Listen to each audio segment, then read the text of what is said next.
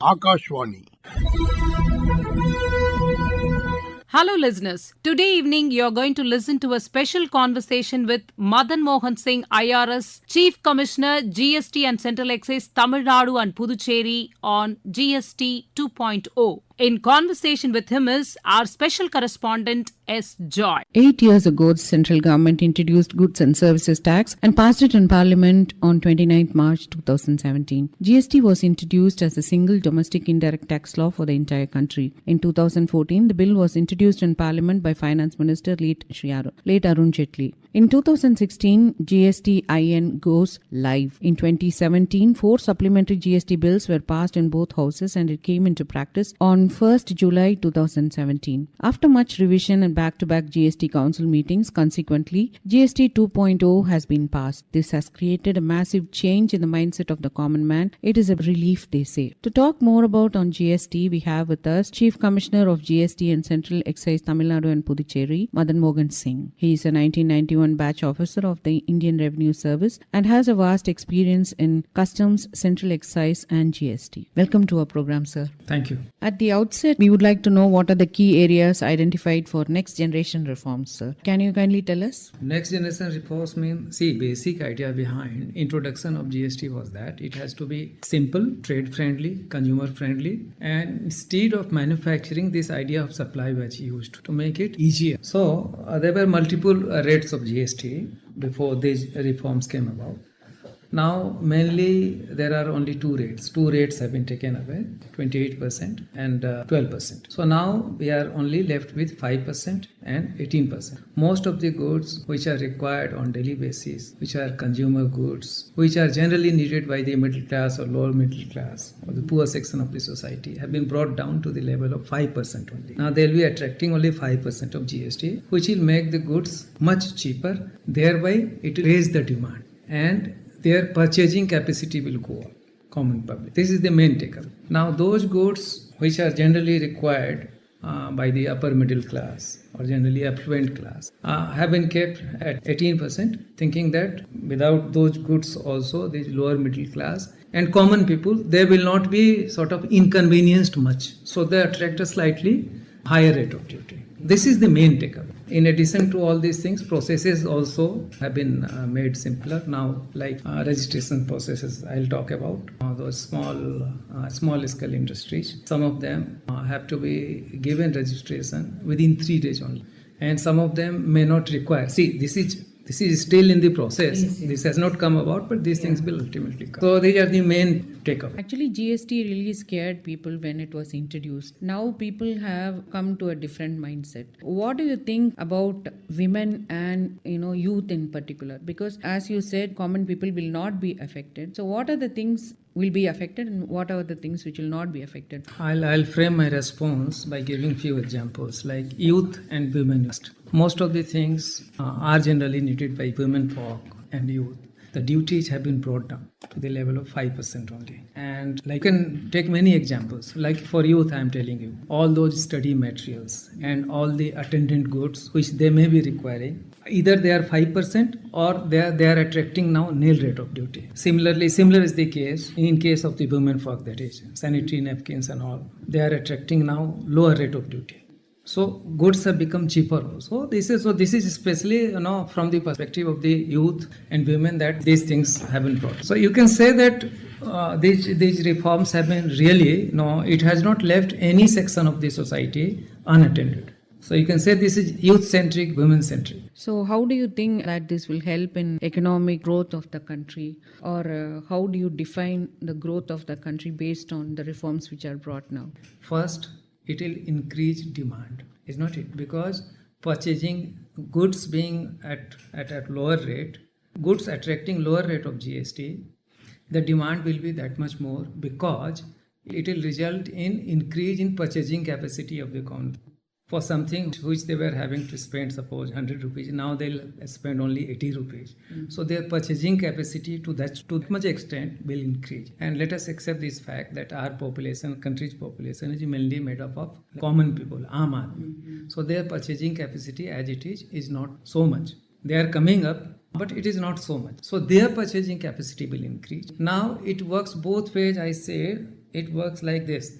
Since their purchasing capacity will increase, so to that much extent, they'll attract more and more goods into the market. Okay. So the production has to increase. Production has to match the expectation of the consumer now. So that production, industrial production will also go up. So supply of goods will increase. So it will result in prosperity of them also, their prosperity. So, how will it benefit the small time traders? Because there is a question that, for aluminium, rate is different, and for the finished products, the rate is different. Explain that. See, inverted tax structure, slowly and slowly, we are in the process of rationalizing the process itself. I'll give you the example of Coimbatore, which is hub of textile and fabric. So, most of the inputs which go into the manufacturing of fabric, textile, they generally attract higher rate of duty, and the finished product attracts lower rate of duty.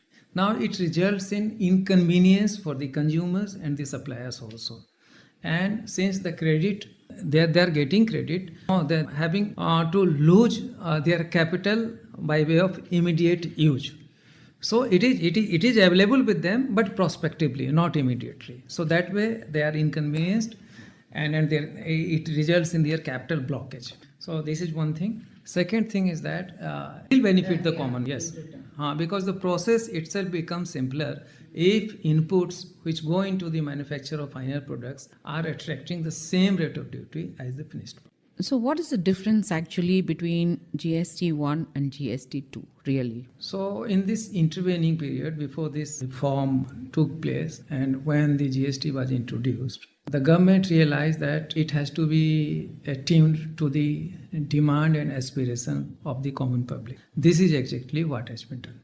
So this is the difference. This is not static. This is not static. GST law is very dynamic. It will go on changing, and it will be adapted to the requirement, to the aspirations of the common public for which it was framed. GST Council meeting is there to discuss everything, no? So this is also one outcome of that. Yes. So I would like to ask about the insurance schemes of people, like how GST has been playing a major part in that. This time round, personal insurance, this has been exempted. It will not attract any GST. So that way, that personal insurance will become cheaper to take. So it will not only that people will come forward to take insurance, it will increase awareness amongst the common people also about insurance and why should they take it. So is this for all type of insurance, like even for vehicle there's an insurance, and for health there's an insurance, so it goes for everything? Yeah, it goes for everything. But special benefit will be there for personal. How do you think that this will benefit the inclusive growth which the government is here talking about, Atmanirbhar Bharat, and in 2047 we are going to become a self-reliant country? So we are talking also about inclusive growth, and GST is also playing a major part in the economy of the country. What do you want to say about this, sir? See, no two ways about it. Growth has to be inclusive. If the growth is inclusive, it will increase general prosperity and thereby economic well-being of the nation. GST will play a major role. It will go on playing major role because if we go about rationalizing the structure, rationalizing the rates of GST, so people will be more and more empowered by way of economic freedom. So you have included all the aspects of people living in various levels. Yes, similar is the case with the ones who are seeking life insurance or health insurance. Earlier, this high cost was a big deterrence. Now they'll come forward to claim insurance, to take insurance, health and life. And same is the case, and life-saving drugs and many drugs which are meant for certain rare and grave diseases have come down to the level of attracting almost exempted and 5%. These goods and then these drugs earlier were unreachable, sort of beyond reach of the common public. Now they'll be sort of helping the common public to take care of their health and fight rare and grave diseases. It is very consoling fact that you have taken even the ailing people who have health problems into this aspect. Would you like to say something about MSMEs? Especially in the context of Tamil Nadu, inverted duty structures have been fixed. Earlier, it was a major hindrance. And then simpler rates will support this idea of Make in India. Apart from this anomaly is being fixed, which will result for the MSME in better cash flow, because inverted duty structure improves cash flow by unlocking input tax credit. And the production cost will also come down, which will help the MSME in their prosperity. And then market access will also increase. See, the compliance burden has been reduced now. They'll get that much more time to concentrate on their production and supply. And formalization benefits, easier and cheaper formal registration can lead to access to government support and credit. And more people will be only too eager to participate in this MSME revolution. Because they were also a worried lot when GST first came in. For the registration process, they were hugely discouraged by it. So most of the smaller and middle range of industries, the registration process has been made easier. So as I told you in the beginning only, smaller concerns, if they come for registration, it has to be given within 3 days, and some of them need not even apply for registration. So this will boost the MSME sector in a major way. Yes, I think so. Yeah, in a big way. Sir, why is it called the next gen GST reforms? Do you have anything to explain on that? See, initially, the basic idea was aim and ambition was to implement GST, this being a new tax structure. So this was, initial few years were consumed in that only, how to implement it in a manner which will not result in much inconvenience to the common public. Now, as we progressed in time and passed through different phases of GST implementation, slowly we realized that we have to take care, we have to have a holistic approach, and we have to take care of each and every section of the society. So by way of these reforms, we are exactly trying to do that only. We are trying to take care of all the sections of the societies, including youth, women folk, aging and ailing people, and also kids, youth. That's why this may be termed as next gen reform. So what are the milestones that have been achieved so far, and what will be the challenges when this is implemented? First, this basic idea behind implementation of bringing about this GST was that it has to be one nation, one tax. So 17 local tax subsumed into GST since launch on 1st July 2017, it basically did that. So this idea of one tax, one nation has been more or less realized. Now, since tax administration itself had to be rationalized by bringing GST into being, see, monthly revenue has started regularly crossing 1.6 lakh crores per month. So which is way higher than what earlier it used to. So this is one big achievement. And by way of introducing digital trails, e-invoicing and e-bill. So all the supply will leave its digital trail behind. So to that much extent, the suppliers will be careful. There will be less and less tax evasion, and it will be very easy to catch the default. Already there in the net, GST payment. Just to encourage the small taxpayers and ensure easy compliance of the law.